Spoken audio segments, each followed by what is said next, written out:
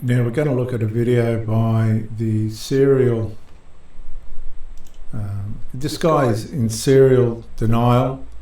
He's thrown state, police, everyone else under the bus. He defied Judge Wright last night. He defied the graciousness and the kindness of the judge that managed the Supreme Court case. They got out of bounds. Some of the speakers at the rally told them to march. I can quote that. Justice Robinson Wright was really kind to these people in that court case, and they've thrown the justice under the bus without any respect or dignity or thankfulness or gratefulness for his decision to dismiss the case on grounds of common decency to the community. Now, there are reports, and this is very clear, that the speakers were inciting the crowd to march. Protesters in the crowds were shouting, "Let us march, we will march."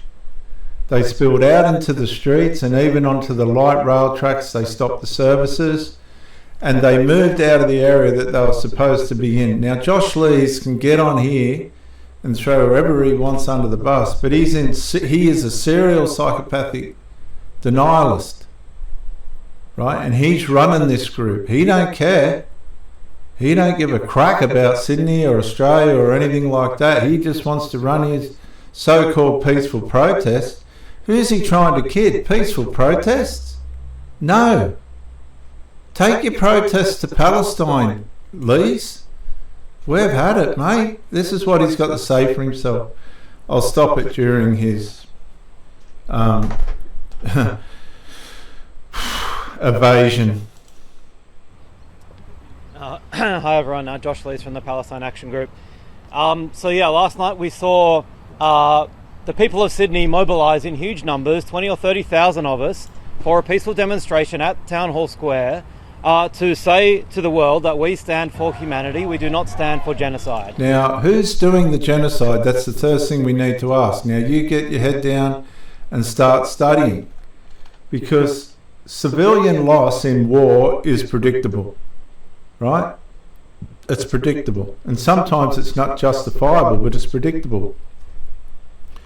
And Hamas and the Islamic regime, the Muslim Brotherhood and all the rest that are trying to annihilate the state of Israel, and these people here, these uneducated pro-Palestinian supporters, Hamas supporters, they don't understand that the realities of war are violence, uncertainty and proximity. Modern wars are fought in and around cities where civilians live. So if look at what happened in Berlin when they had to finish off the Germans. Everybody was killed in that region. The terror tunnels of the Gaza Strip and the missiles and bombs and terror attacks and suicide bombings and the massacre of October 7th and all the rest of it resulted in a war. Israel's gone, no, that's it, we're going to war. We've had enough of this lot. Now, this man is in denial because he's not coming from that narrative. Israel didn't provoke the Islamic ideologists, but Israel defended itself and they got every right to. Is that genocide? No. That massive demonstration, that expression of the popular will of people in this city was met through really sickening... of the popular will of a handful of people in that city. State violence by our Premier and our New South Wales Police Force, sickening state violence in support of the sickening state violence that has been carried out in Gaza. That's what happened. So he's talking about business in Gaza, not in Australia. What he's not perceiving, and this is the ignorance of the man, that the people that live in Australia, we're at the point where we don't give a shit about what's going on in Gaza. And I've got Lebanese heritage, Mr. LEES, and Aboriginal, so I'd love to sit down and talk to you, mate, because you're in complete denial. The people of Sydney, the normal common Australians, we've had enough of you. You're a liar, you're in denial, your agenda's got nothing to do with the spirit of Australia. Take it somewhere else. Happened last night. This was a violent attack on protesters that were completely and utterly out of order. They were completely and utterly out of order. He's not going to say that because he needs to save his ass. To roll the red carpet out for someone who has incited a genocide. And that's a lie again. See, his narrative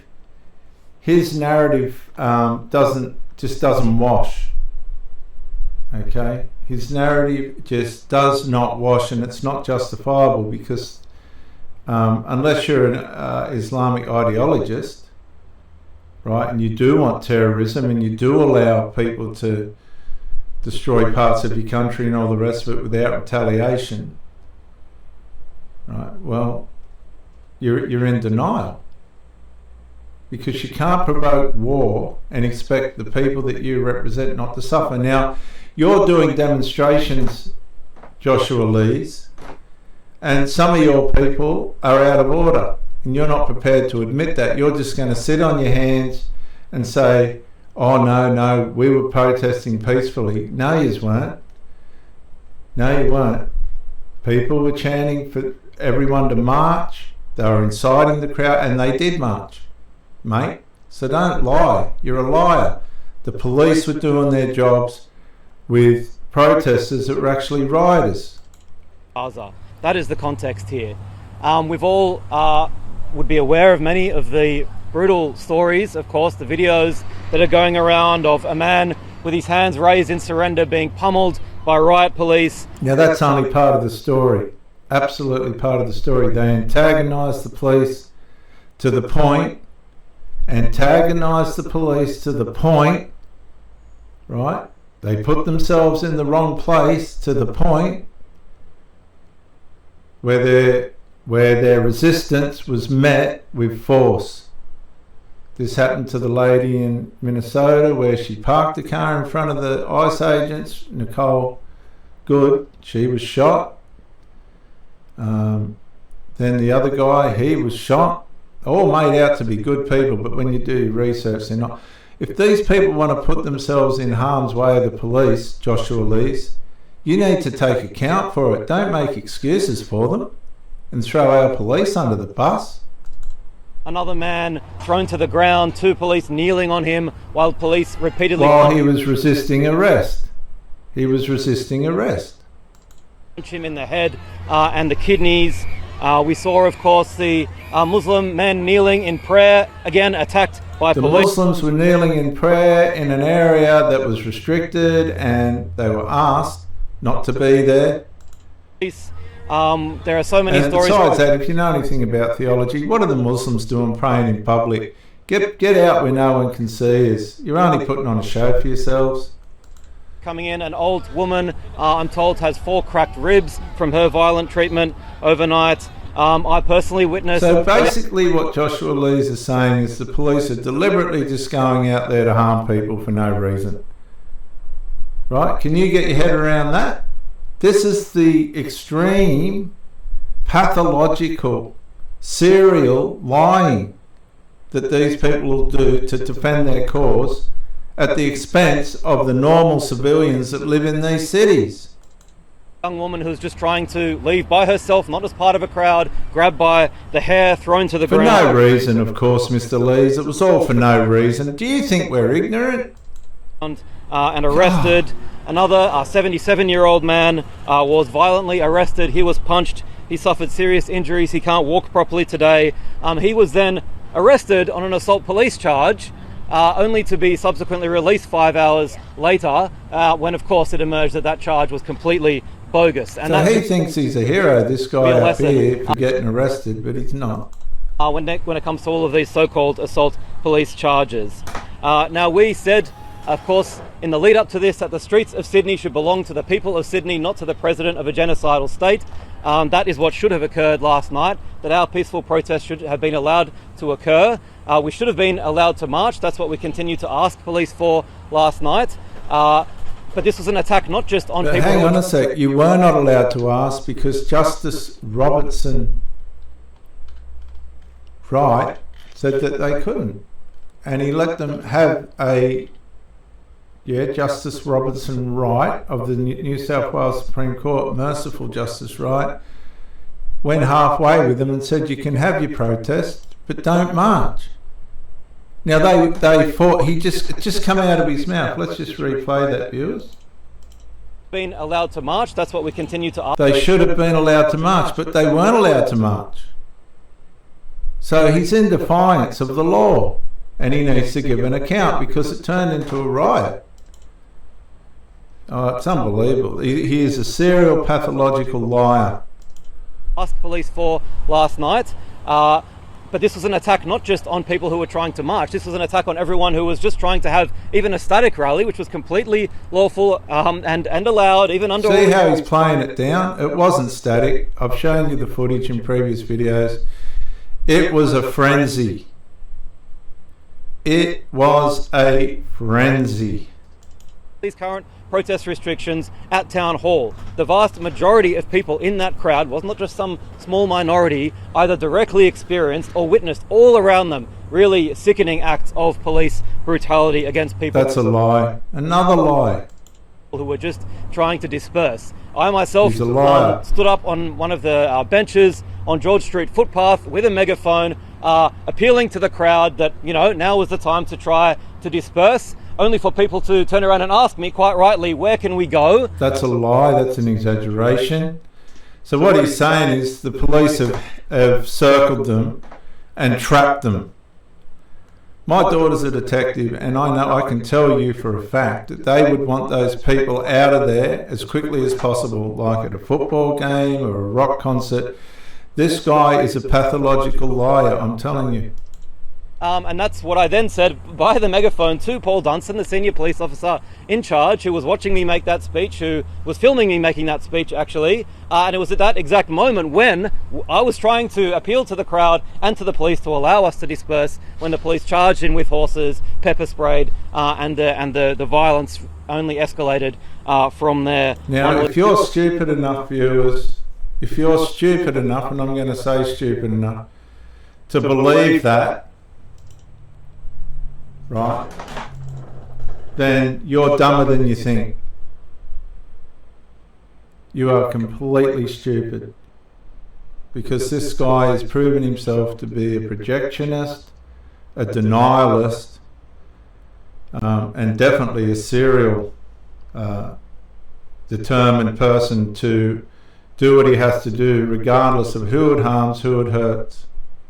Unbelievable. And onwards. I was in Bathurst Street at one point when we saw those images of hundreds and hundreds of riot police repeatedly charging at people, pepper spraying everyone, trampling people underfoot who were already injured, already been pepper sprayed, couldn't get away in time, and so on. Basically what Joshua LEES is doing is covering his ass, because it turned into a riot. Now, as I said, Chris Minns has unleashed this really horrific police violence last night. One of the most outrageous lines that Chris Minns is trying to use today to justify that police brutality is that supposedly if that didn't happen, that we in some way pose some threat to Jewish people in Sydney or to the people attending the Herzog event at the ICC. Now, viewers, in all honesty, they are an absolute threat to the Jewish community. Screaming out globalising Intifada from the river to the sea. Is this guy completely ignorant? What's happened is he's gotten to the stage where he's completely self-unaware. Because if you're in a group screaming out in different language, like in sort of from the river to the sea, global Intifada, and all this other anti-Semitist talk, which I thought was banned, which it's not, obviously. And he's going to stand there and say that's not in any way harmful and completely peaceful. He's not self-aware. He's completely unaware. He's lost in his cause. He is not a safe person. Is so dishonest. Chris Minns knows that this is a complete lie, because the people who were trying to march in the opposite direction of right. Now he's just thrown himself under the bus. Now he's thrown everybody else under, and now he's thrown himself under because they weren't allowed to march. But he's just said the people that were trying to march, there it is in black and white, were trying to march in the opposite direction. They weren't supposed to march at all. So he's just, everything he's just said's been lies. That event that was taking place, Chris Minns cannot possibly use that event as an excuse for the sickening police brutality meted out to all of us. There is no justification for police's actions last night whatsoever. No, not the fact that they broke ranks, not the fact that they didn't do what they were told. No, that's all allowed. This person's living in a bubble. It's a bubble of projection, denial, and he'll throw anybody he can under the bus to help himself. Now he's bringing in Donald Trump. Oh my God. Minns is trying to bring seemingly a bit of Donald Trump's America to Sydney. That cannot be allowed to happen. We will not stand for it. We need to stand up against this kind of authoritarianism, these crackdowns on protest, and this unleashing of police violence. And we have called another rally tonight at the Surrey Hills police station to make that point, that there needs to be an investigation into the police brutality last night, that all the charges against protesters need to be dropped, and that we need to repeal this crazy raft of anti-protest laws that Chris Minns has passed, which has led to the police thinking that they are above the law, that they can do whatever they want, that they can brutalise protesters, as we saw last night. No, he's having himself on, viewers. He's in complete denial, this bloke. It was out of control, completely out of control. See, what happens is they don't stop. They just keep going until everything's wrecked, everything's destroyed, everything's in confusion. And good luck, viewers. If you're following this bloke and you're confident about it, I wish you well, because it's not going to, in the long run, this is not going to end well for Josh Lees.